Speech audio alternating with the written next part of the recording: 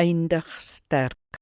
Matteus 6 vers 13 sê, want aan U behoort die koninkryk en die krag en die heerlikheid tot in ewigheid. Amen. Jesus leer ons dat ons gebed nie primêr oor onsself gaan nie, maar oor God. Dit begin en eindig by Hom. Ons eie behoeftes pas in daardie raamwerk in. Wat ons aanvanklik gevra het, dat sy koninkryk sal kom, sy wil sal geskied, sy naam verheerlik sal word, bely ons nou as 'n feit. Omdat God is, sal hierdie dinge gebeur. In Hom is dit ja en amen, en ook die amen op ons gebed.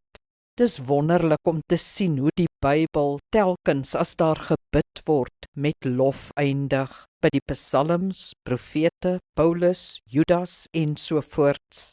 Lof skuif die fokus terug na God toe. Dit anker jou gebed aan sy heerskappy, wil en glorie.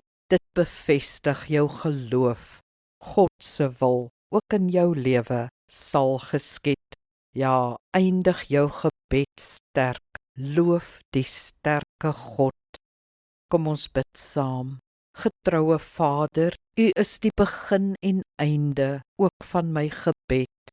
Ek vind my plek en vrede in U, want my lewe gaan oor U. Ek roep U nie in by my wil nie, ek onderwerp my aan U wil.